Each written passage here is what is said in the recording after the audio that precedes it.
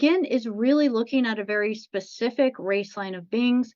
So we went through some quite in-depth information about what our flashline sequences is, what we are as energy from the God source fields, how the step down process works through different dimensional or God worlds, if you will, as each higher dimension or light field of energy through bio spiritual mechanics within the universe. It's really the physics of the dimensions interacting with each other through the universe, and how as the consciousness begins to flow through these streams of light and sound fields, and how it gets to then merge into denser or more material or physical realities, and then the experiences, the creations, the beings, all of the expansion of the universe that takes place within these realms.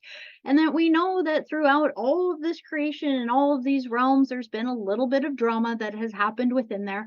And so we get to look at the creation now of what is the indigo in this place in the story of this 15-dimensional time matrix, and all of the different beings that have expressed themselves out in unique ways from the one God source field. So in the end, we do realize we're all family. We all came from the same source, but we have all been expressing and going through this journey in many, many different ways. And so this is in so many ways how we are learning how to begin to allow love to do all the work, where we step into that neutral, compassionate witnessing of our reality around us. Again, it doesn't mean that we're pushovers and that we just accept everything that happens. It means we speak up when we need to. We do what we need to do in order to be the Christic being that we came here to be. But at the same time, we are not doing it from a ultra polarized state of being. We are not doing it from judgment or hatred or fear or aggression or needing things to be a certain way. We are learning how to manage our energy fields in such a way that when we do express ourselves in this reality, we are learning to express it as much as possible from our Christic codes and energies, and let our voice ride on those waves as it speaks out a new reality into manifestation in the world around us. So here we are going to really just kind of go through what are the indigos. And truly, the indigos are the key for breaking free from the matrix. The matrix, as we are going to look at it from this perspective, is really the Nibiruan dyadic crystal that throughout our Earth history, at a very specific time, the created beings and the Earth template went through a bit of a battle. And as we know that there are the Syrian and the Anu Elohim, if you will, and basically the Anunnaki as one of their influences upon the earth. And it's really coming from this Syrian Orion and this Anu Elohim lineage, that they basically wanted to utilize the earth template for their own gains. And so what they did is they implanted over the organic crystalline grid and the organic ley lines of the earth a Nibiruan dyadic crystal system. So what it means is that they basically brought crystals in, massive crystals in, and placed them as pillars into the earth around the world. Massive, you guys.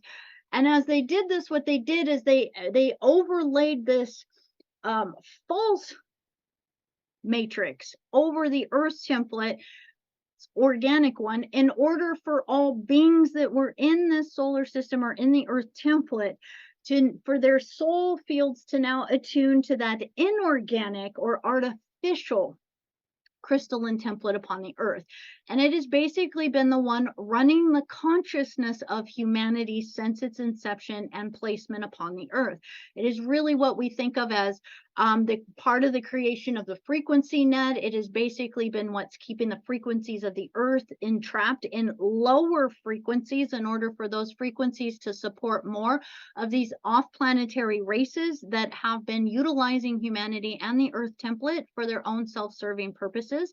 And so this crystal system that has been upon the earth has been overriding the organic system. And so truly the Indigos have been a race line that was created primarily to hold a frequency that would be higher than that dyadic crystal system and those different grids upon the earth, in order to start to break them down so that the consciousness could begin to move beyond them, so that we could actually start to reinstate our Christic lineage and templates back again. So they truly are the key for breaking free from the matrix, breaking free from that consciousness net that has been keeping humanity at lower levels of consciousness. There are 4 main types of indigos. We primarily hear of 3, but I'm going to just lightly touch into what a type 4 would be. And they're what are considered starseed beings. So basically, indigos are a hybrid ET race that is just holding a different energetic signature than the human root races that have been upon the planet. They hold a completely different electromagnetic field within them at a completely different vibration, hundreds of thousands of times different than the base humanity or root races that have been upon the planet.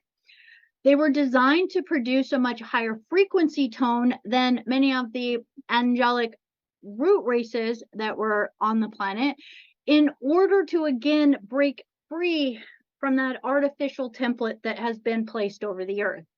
They are, for all intents and purposes, Orifem, angelics.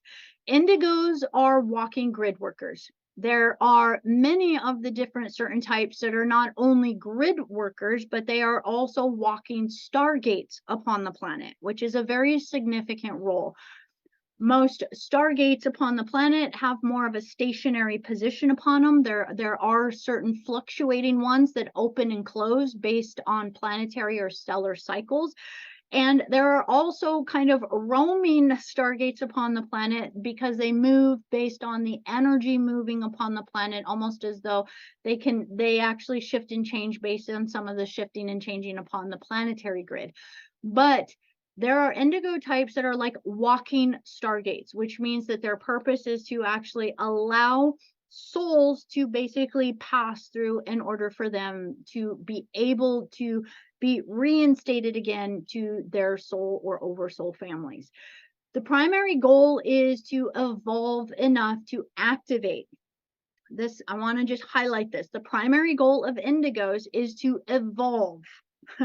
And what I'm saying is that their primary goal is not to go run around the planet, to go do things, to fix the world, to go be the problem solvers, or to do things from their ego or their mind. Literally, the Indigo's #1 primary goal is for us to focus on us, to get our template in order, to get our body functioning, to align our 12-tree grid of life throughout our energetic system.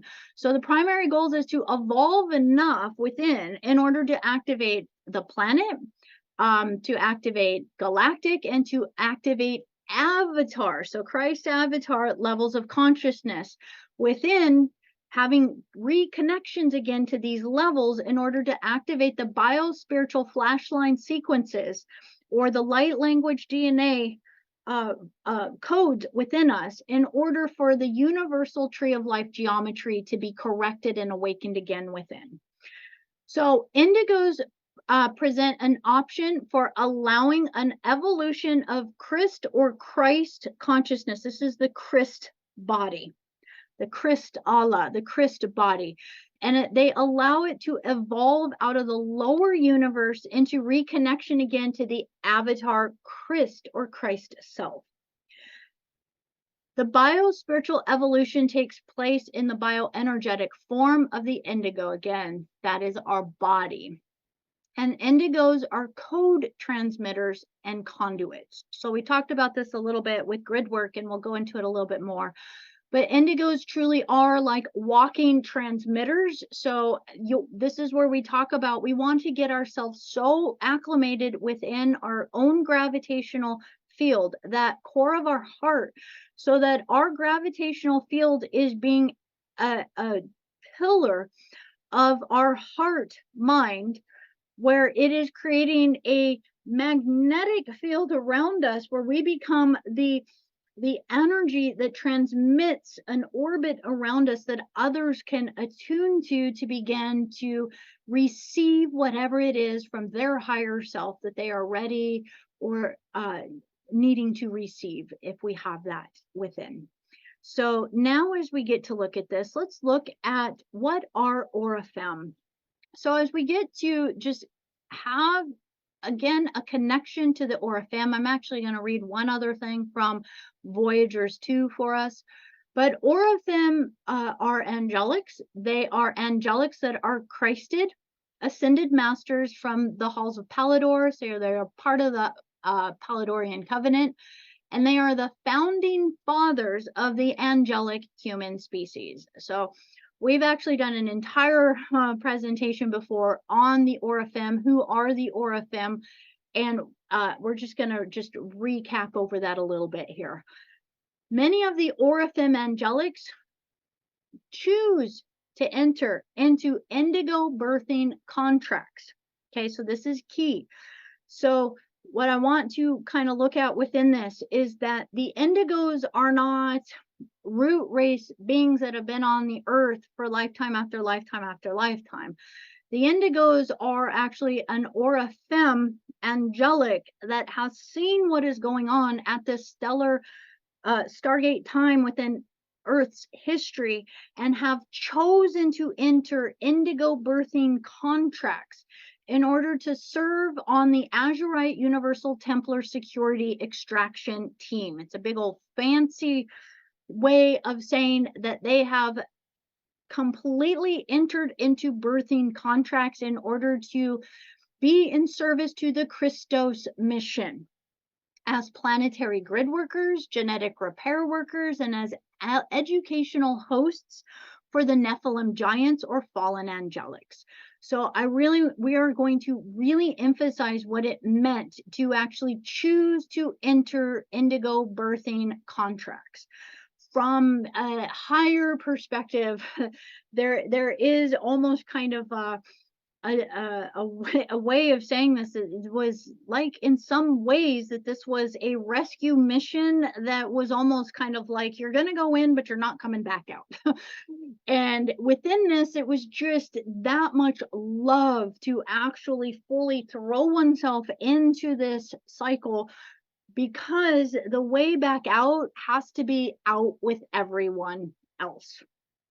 So in some ways, it was considered almost like a suicide mission, because there is a high percentage of not remembering and realizing who you were before your body died.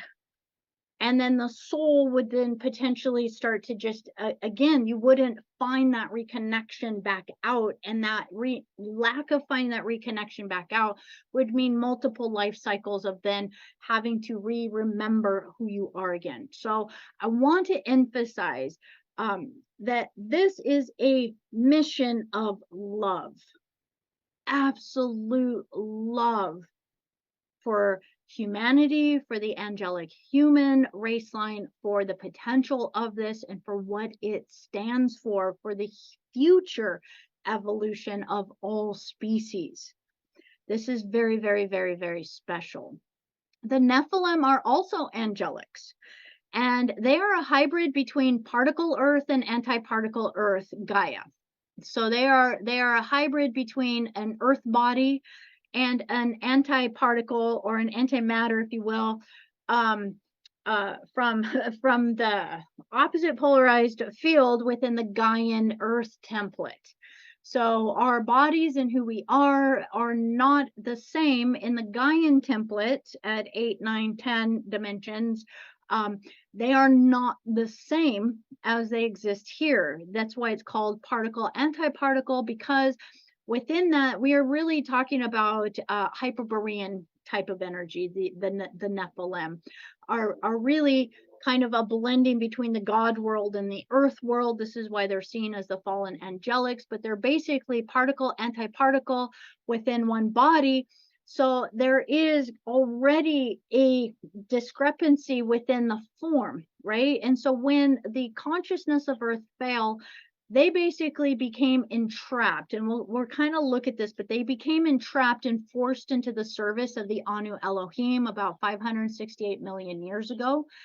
And within this isn't something that they chose. The Nephilim were basically hybrid created. It was a forced breeding. It was basically a hijacking, and they were created and they were birthed through, and then they were basically forced into service in order to do incredibly destructive and hateful things.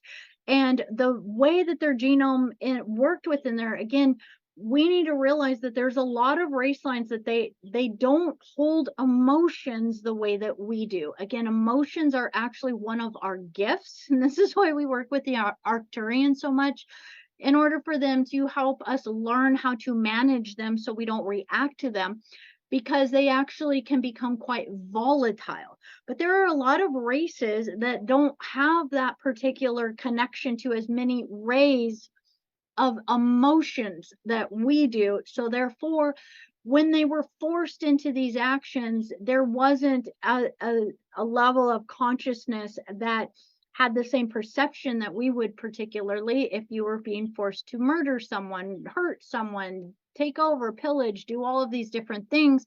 So Nephilim, just by this inaction of being forced into service to the Anu Elohim, basically they all hold within them lifetime after lifetimes after lifetimes of baggage of karma, baggage of having done things that really offset the Christ codes upon the planet.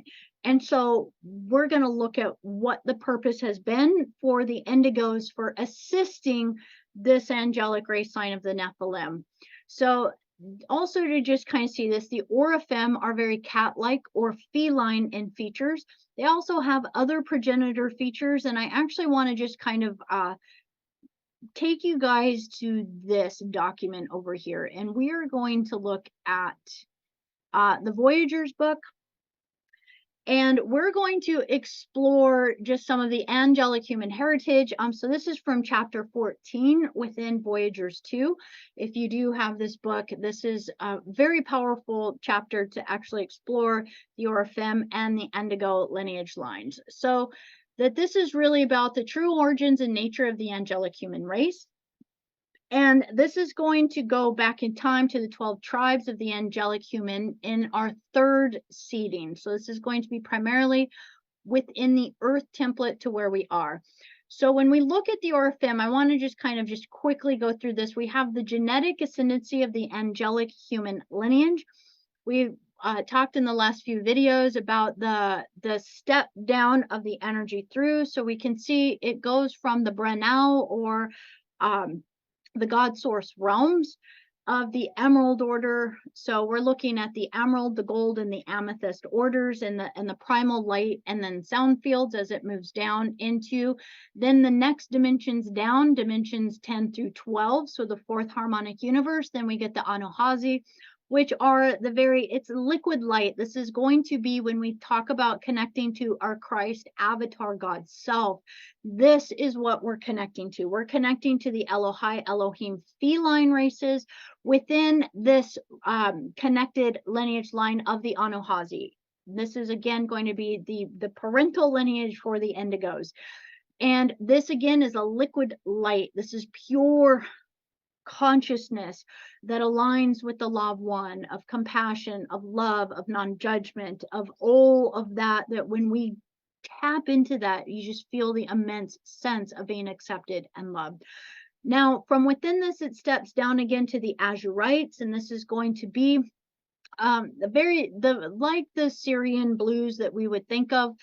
And this is going to be the template for the angelic humanoid. This was the first template that started, and many of them had also other forms. So we're going to see that they're connected to the avian. So through the Ceres, there's the feline humanid, there's the avian humanid, there's also the cetacean within there. And these are going to be from this template. Is where we start to get the Orifem. It is through this azurite 48-strand DNA template, angelic humanid, that began to, when we hear truly about many genetic lines or cedar races beginning to share genetics in order to collaborate, this is really where we're seeing a lot of this when it comes to the Indigo lineage. And the Orifem was the first created humanid template for the angelic human that could start to exist in lower dimensions. And so they were first seeded upon Sirius B, Procyon, Orion Mintaka, the Gaian. So again, that antiparticle realm, Tara, within the Pleiades, Alcyone, and then Altair. They were seeded throughout, and they are etheric matter beings or semi-etheric matter forms. So we talk sometimes about seeing the orbs and the light beings and things like this. This is, again, many times when we're in the lower universes, that is how you will see the light beings, is you will actually see them through their light field. Now, I'm going to skip ahead because we're just really talking about the Orifem right now. And so when we look at this, I'm just going to read this one page. The Azurites then, within connection and creating this Orifem angelic human lineage line, that throughout the long history of the founder race angelic wars, 250 billion to 570 million years ago, the Emerald Order Elohai Elohim Anahazi feline humanids, the Gold Order Seraphi Seraphim Ceres, and the Avian hominid Athean mantis, and the Amethyst Order Braharama Inu cetacean, as well as the Pegasi winged horse deer races, work together to restore the universal stargates 11 and 12. So those are in Lyra. Following the destruction, so the wars in Lyra, so following those wars in Lyra and the Stargate 12 disruption, the fighting for the Stargate 12, the Emerald Order Branau and their Elohai Elohim feline humanoid races were appointed by the Yanas, so the god realms from above, this time matrix, they were appointed, so this feline race line of beings was appointed to serve as the primary universal Templar security team in our time matrix.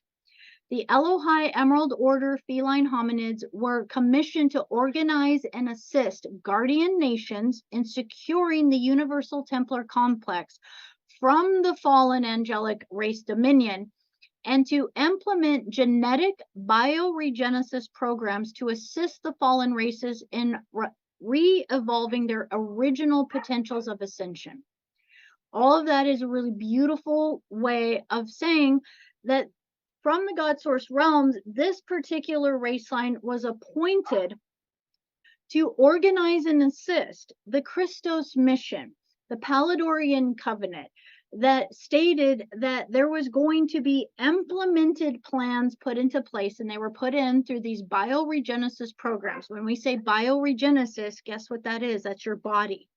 Biology and the regenesis of your genetics and your DNA within your body. And the programs that were put into place were these basically these seedings and these creations. So basically these hybrid races that were created in order to hold the higher templates that could hold Orifem lineage all the way down, and so it wouldn't distort, and it could hold it all the way down into this dimension where this distortion was coming from these fallen angelic races who were wanting to take dominion over the lower worlds. Okay, so now we're just going to skip ahead, and we're just going to say these beings again are connected to the Azurite Universal Templar Security Team. So when we say the Blue Ray Order, the Blue Ray Mission, we talk about the Stations of Christ, the Christos mission, this is truly what we are referring to. Again, we're commissioned to protect and repair the structural integrity of our time matrix. And with the assistance, and with assisting all races, please hear that, all races, with their evolution to ascension and freedom from the time matrix. So this is very, very, very special. And so now as we look at what are the Orifem, if you go down a little bit more, we're going to see the creation of the Orifem within here, and the original Lyran Syrian Pleiadian Orifem prototype. And I want to just read this description so you can begin to see why you connect to many different forms when you do. It was a prototype that was very thin. It was 12 to 20 feet tall, androgynous, so gendered either way. It was a feline, avian, human, land, and water mammal. It was a breatharian, which meant it did not eat. It drew its nourishment directly from the atmosphere from where it was placed. The original Orifem have translucent, deep tan, or powder white to pale blue skin, elongated skulls, petite, childlike facial features, 6 fingers and toes, no ears, or if they have ears, they're very small cat-like ears on the side of the head. And some have small cat-like lips with the split in the upper lip and a feline nose. Others have a small thin lips with a mid-downward dip to the upper lip that resembles the shape of a tiny bird beak with the petite human childlike nose. Some Orifem have pure white heads of hair resembling long soft fur, and others are bald or have soft feathered skulls. Okay, so this is getting into the feathered beings as we really get to see this. All have hairless bodies and large slanted almond-shaped eyes. This one's very key. The eyes can be golden, electric blue, or violet in their appearance, with pure white vertical pupils, thin eyelids with fine white eyelashes, and no eyebrows. So it goes on to describe kind of other forms that Orifem have taken, and there are Orifem that are aquatic within the cetacean realms. And so within this, as we get to look at this, we get to just definitely see that our progenitor races, our founding fathers, if you will, have this incredible, beautiful form to them. They were in complete alignment and ability to transcend all 12 dimensional spectrums within their consciousness and even within their physicality. And this is the capability that we hold within us as we begin to learn to accelerate our own consciousness through our own internal initiations and our dedication to that path of being a living and walking Christ again. So now as we continue on, I just want to talk about the 3 different types. The type 1, it's very, very rare. The type 1 indigo has been very rare. They are actually a type that was designed primarily to interact with the planetary body. They are template Earth grid workers. They work with ley lines, with vortices, with stargates, and they embody planetary architecture in the light matrices of their flashline sequences. So they actually hold twice the electromagnetic energy of a type 2 or a type 3. They are immense with the amount of energy that they hold. So many times when they are truly activated and turned on, they will be the type of person that has to be careful. If they touch a computer, they might black out lights, they might do different things. Now we are starting to experience this a lot more just because we are elevating this energy. And I'm going to actually show how there's going to be a lot of type 3s that will eventually actually start to do those very same types of things. But a type 1 is very, very different. It's very rare. And within this, I want to just kind of give a lot of love to a lot of the beings that came in within a type 1 indigo contract, because they definitely did not fit into the earth because they were oscillating at such a massively high frequency. Now, to say that a type 2 and 3 only held half the electromagnetic energy of a type 1 is still tremendously more than the base human species that was on the planet.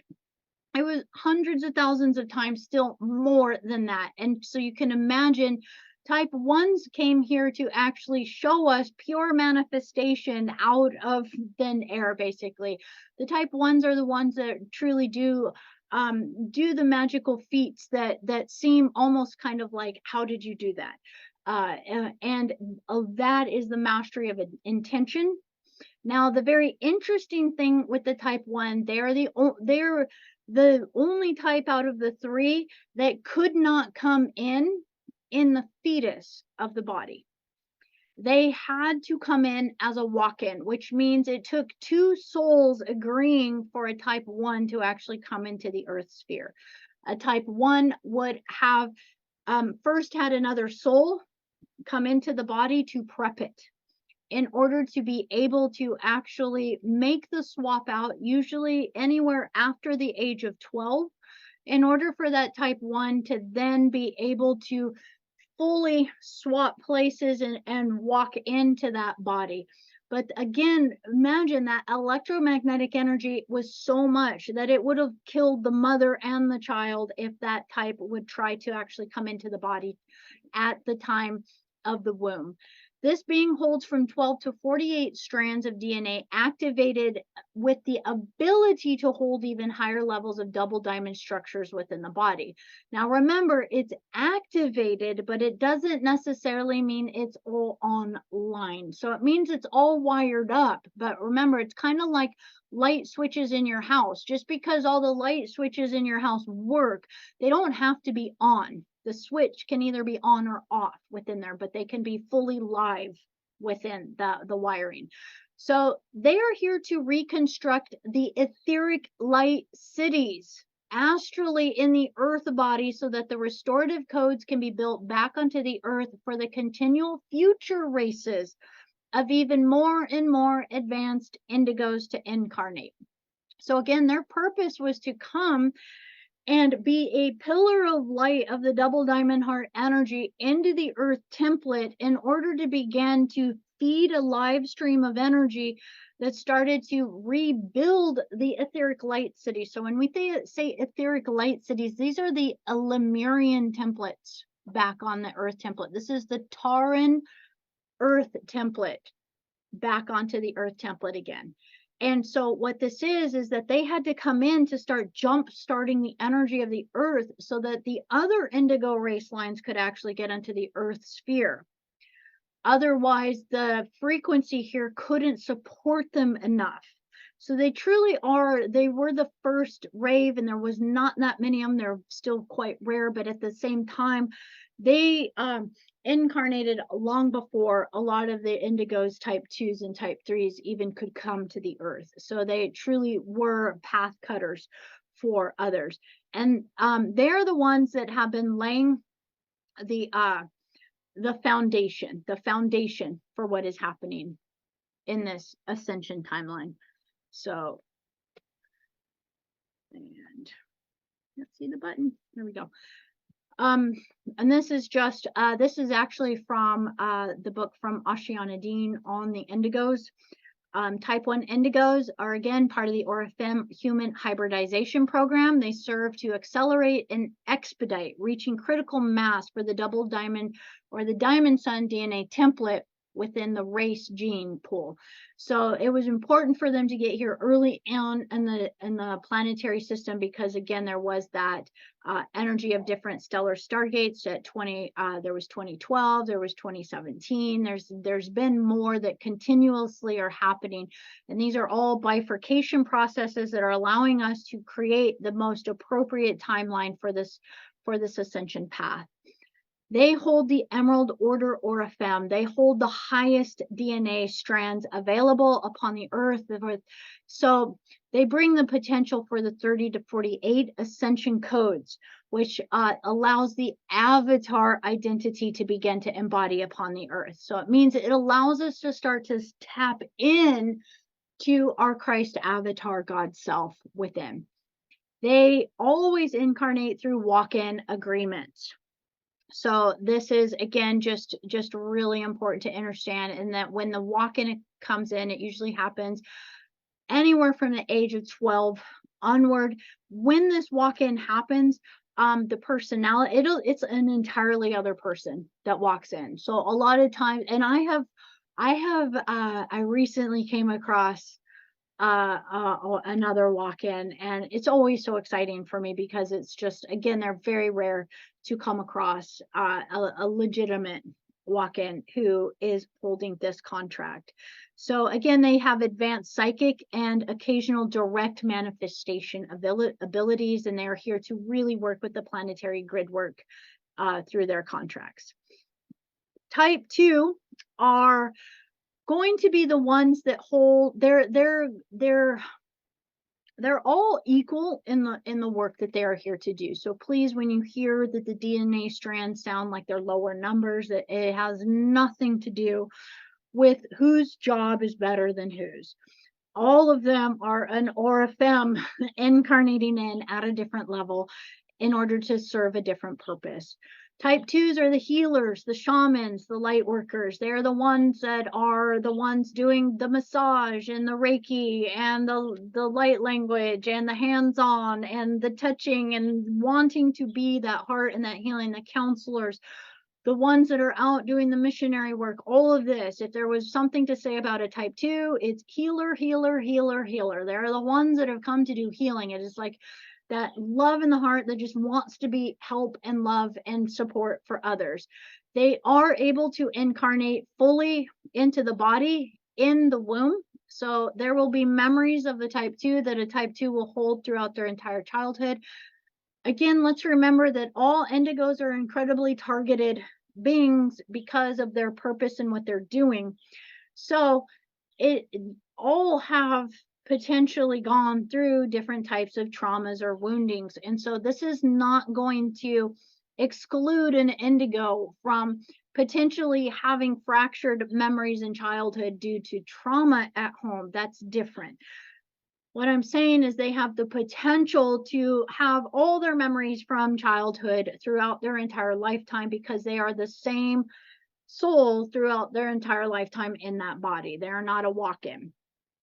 Again, they are here to primarily do the rebuilding of all the integral aspects of the human light body network, helping to bring the human body DNA template to its highest potential. So this is going to be them being called to do a lot of times a lot of physical hands-on or utilizing their voice templates to help restore the 1 through 12 strands of DNA in all of humanity. So again, it's again when the majority of humanity gets in contact with these type 2s, it begins to restore their ability to reactivate their 12 strands of ability of consciousness, and then begin their regeneration, that bioregenesis within their own body. So there are many of all the types. The majority are type 2 upon the planet. They hold 24 to 30 of the DNA activated within them, and the ability to again hold higher levels of the double diamond structure within the body. But again, primarily their purpose is just to do that constant, like being the medic, here just a continuous lifetime of being the hands-on healer for humanity in order to just continuously assist humanity with receiving what they need in order to reach the level of consciousness necessary for these stellar Stargate activations. So type 2s are very integral, important for the Earth. They, again, are part of the Orifem human hybridization program, and they are here truly to work with the Earth human genetic lines in order to restore the codes of ascension back to humanity.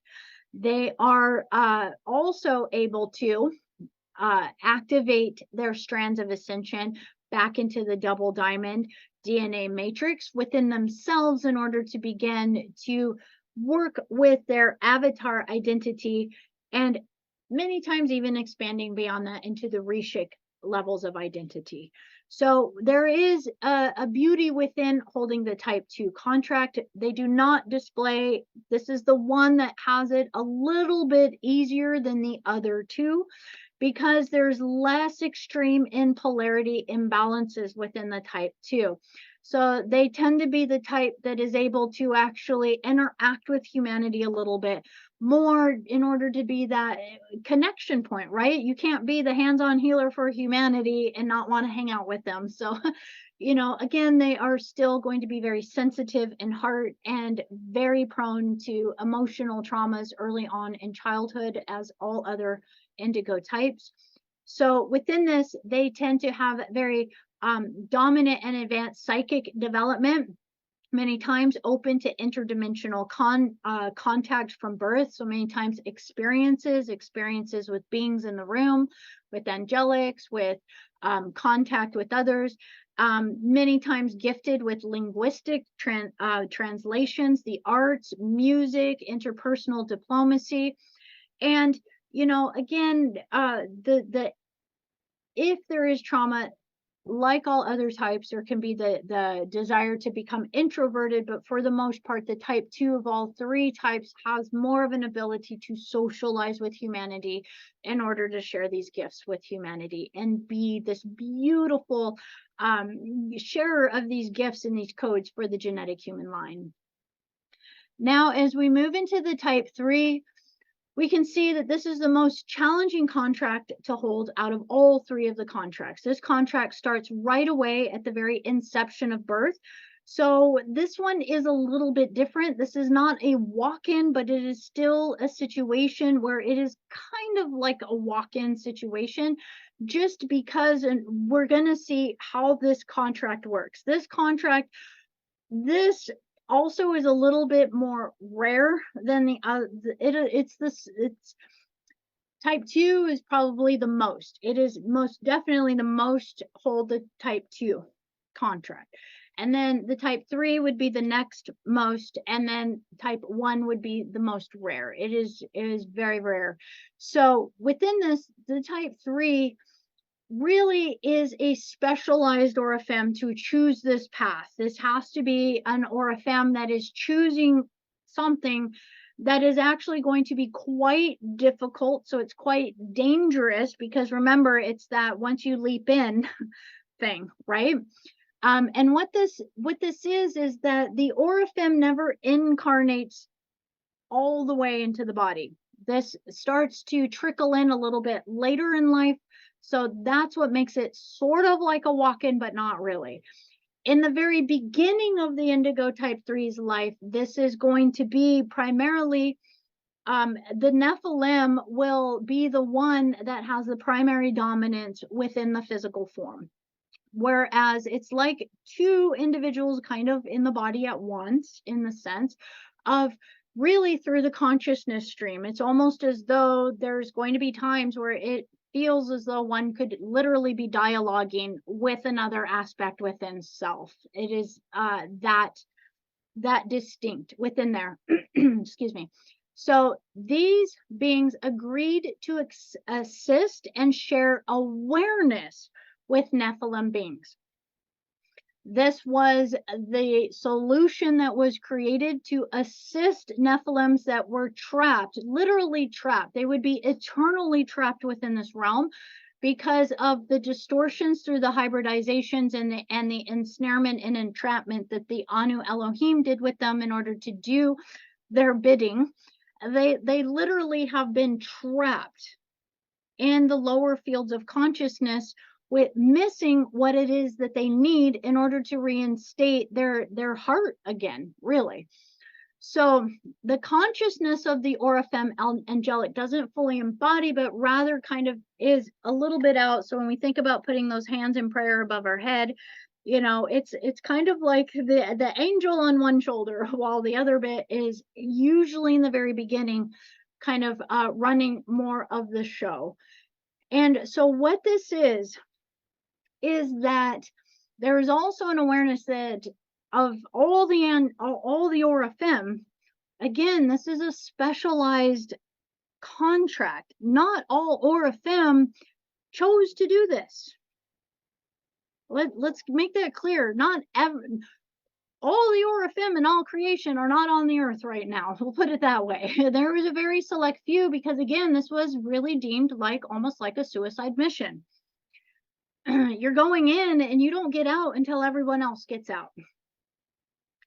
And within that, there's way more Nephilim than Orifem that agreed to take the type 3 contract. Because remember, of all the Orifem that came in, not all of them came in with the type 3 contract.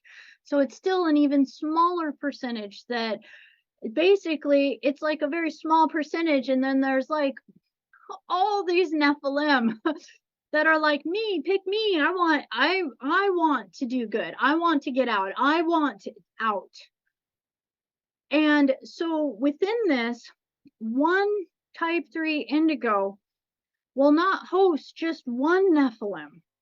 They can possibly host up to 500 Nephilim in a lifetime. Now, let's talk about being a Stargate. So what happens is that the Nephilim will be the one that gets to basically take driver's seat of the body. And then within this, the Orifem is basically coaching the Nephilim on how to be a conscious and compassionate human. Well, we don't do that. You know, it's honestly, it's kind of like, think about parenting a toddler. No, we don't take the toy, we don't hit, we use our words, all of these things, right? But many times these actions will come through anyways, and then it's kind of learning. The Nephilim then learns through feeling bad. It's going like, oh my gosh, I hit the dog, now I feel bad. And then it's kind of like the Orifem gets to guide and coach and say, see, this is why we actually have compassion, take care of others, and all these things. And so it is literally a coaching path. Two consciousnesses basically sharing one physical form.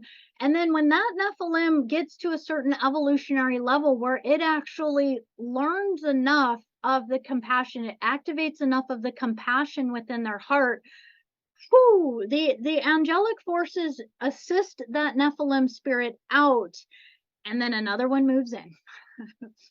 And so those that hold the type 3, you will actually realize that through your life, you would have literally felt as though, oh, that bad habit, I don't know, it just went away.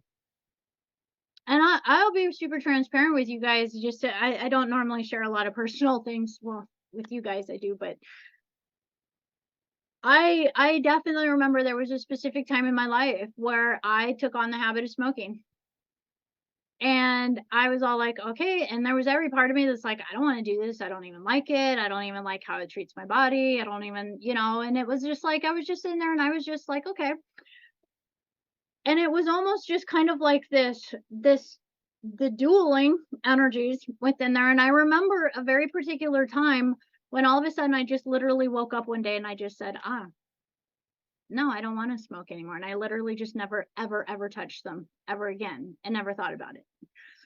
So there's multiple things within my personal life that I have, once learning about this, I went, oh my gosh, right? It's just, there's so many moments where, two, it allows someone who's taken on a type 3 indigo contract to sit and go like, oh my gosh, well, this is where you get to have compassion and not judge, right? Those things that maybe one has done in childhood or that has experienced, because this is actually going to be not necessarily your indigo aspect, but it's literally that you were compassionate enough to allow yourself to share the form with the Nephilim, to allow that energy to be how they learned compassion within their life so that they could begin moving through. So this is really, really special. But at the same time, a lot of times indigo type 3s, they are the most targeted type because they're housing a Nephilim energy within them, which means it attracts the darker energies, the targeted energies, the attachment spirits, infiltrations, black magic kind of stuff, ritualistic kind of stuff. So it can attract to an indigo type 3 a lot of horrible experiences within one life. So this is something, again, to get to experience and to just allow love to be able to let that just be. These beings are spiritual warriors. Now, I do want to say that somebody that holds the Indigo Type 3 contract doesn't necessarily hold it for the entire life. And this is where we're going to talk about the Type 4. So what this is that the first part of life, it's just allowing this energy to just filter through, right? And other people might think this person's literally crazy. There's a lot of Type 3s that if they've taken on a really intense Nephilim spirit, they will actually create something within the body to shut that Nephilim down from creating more destruction upon the earth. And this usually comes through spectrum types of things, physical types of things to the body, anything to kind of shut one down from being able to do more. In order, that's the kind of the Orifem's backup, is actually to shut the body down from having the ability. Now, I will say, and I actually I used to joke about this when I was younger, because I think I've told you guys before that I was 18 when I moved to the Hawaiian Islands. And I remember going out in the ocean and learning how to surf and just getting the waves just relentlessly told me who was the boss. Just over and over and over getting washed by these. And I remember even then going like, I feel as though it's purifying my soul and it's burning all of the karma out of me.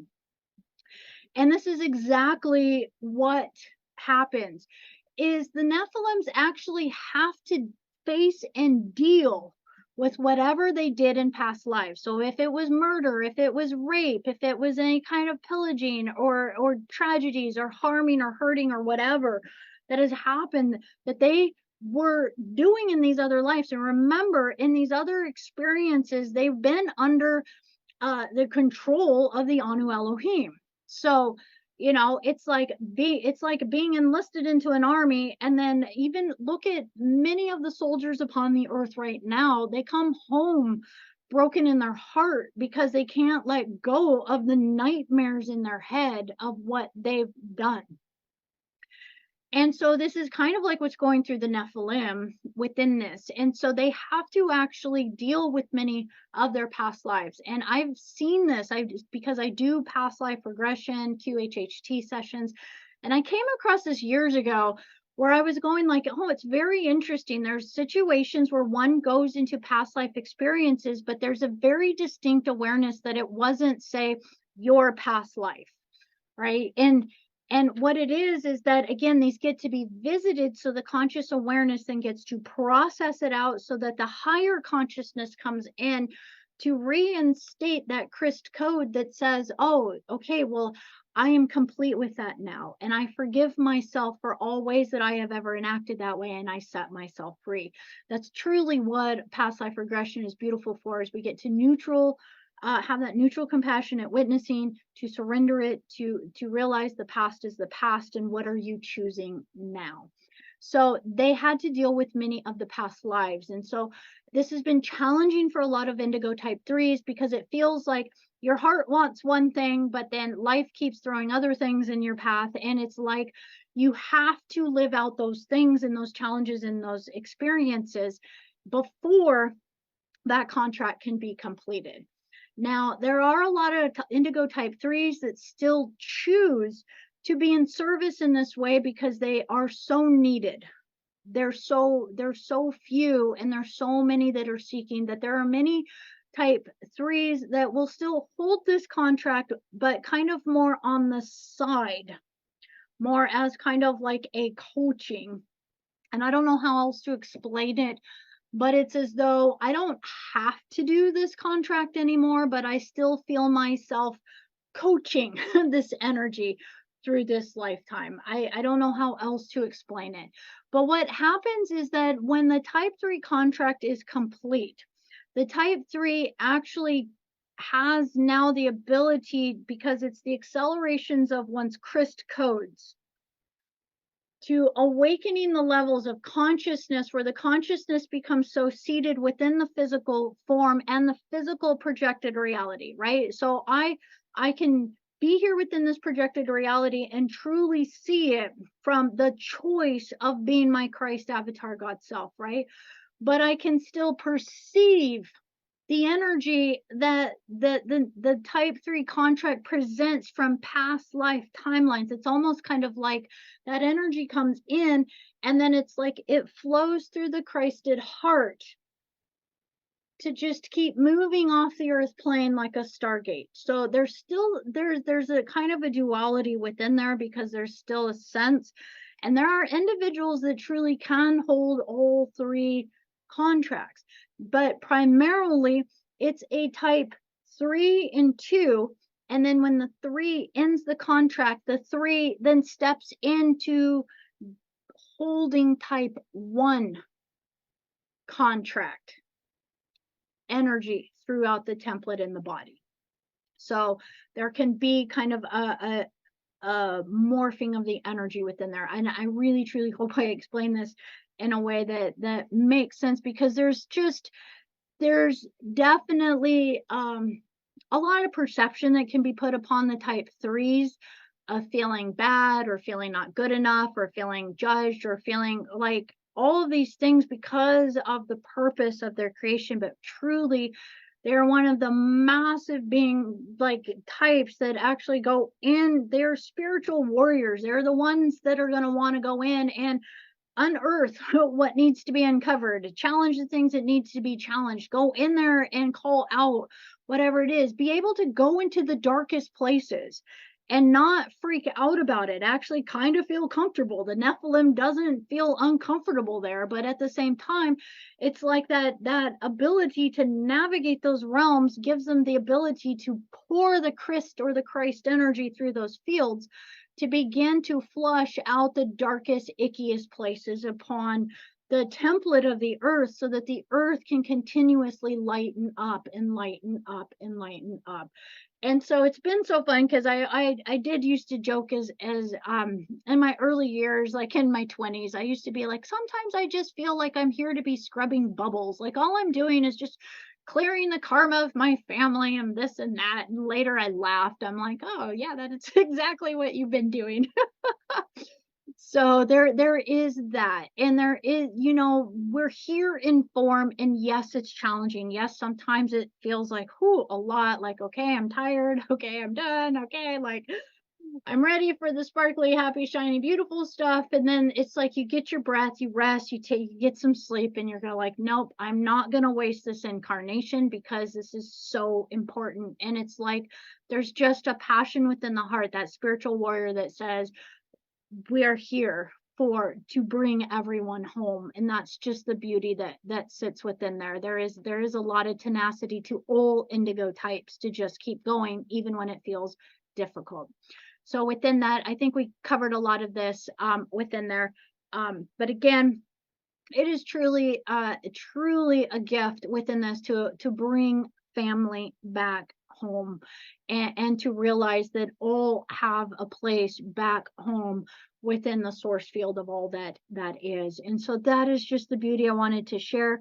Now the type 4 is truly the type 3 that really morphs into the type 1 and is starting to hold a template. And then as generations are coming, so you know I'm in my, gosh, what am I now? 47.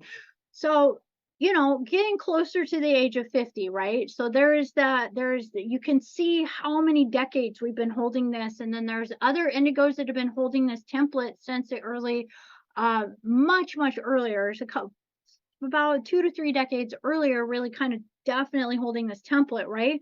And so now we're looking at all the decades, and we can see that even since the time I was born, in almost 5 decades, we are going to see that we have all of these future advanced hybrid indigos that are coming through, these little magical beings that are running around the planet, right?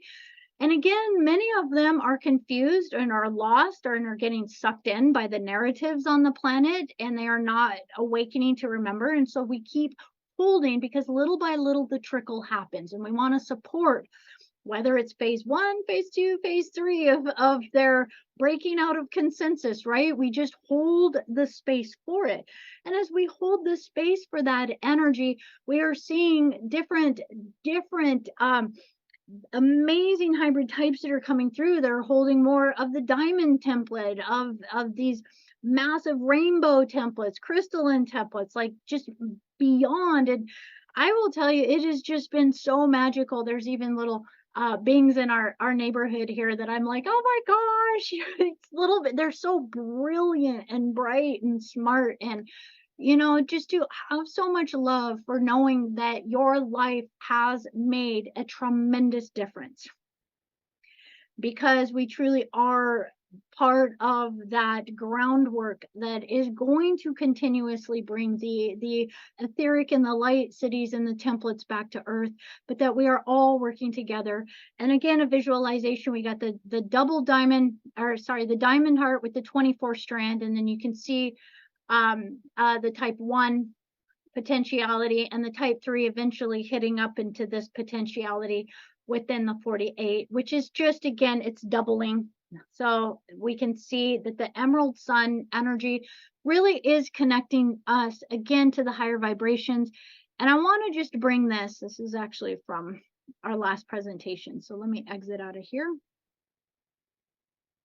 I just want to just kind of wrap up and present to you guys that the reason that we are doing all of this energetic work is that we are elevating the abilities within the human body template in order to accelerate its speed and rate so it can hold higher and higher frequencies within it.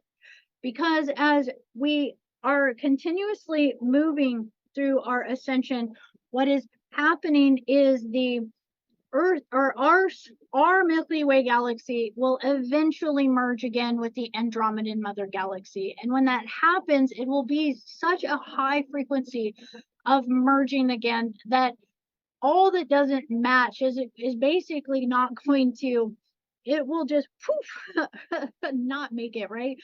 And it's not that the consciousness or anything gets lost in here, but we don't want to lose our memories. We want to be able to merge in again, kind of like it's like the ultimate rainbow body transcendence, if we will. And that is really truly what we are doing, whether or not it's life cycle after life cycle, that we get to have a tremendous amount of love for this path. And that this is truly something you will have to meditate upon for yourself. What has been your path? What has been your journey?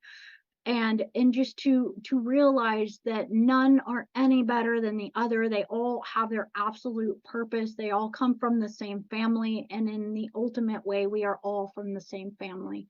So thank you guys so much for letting me share this with you.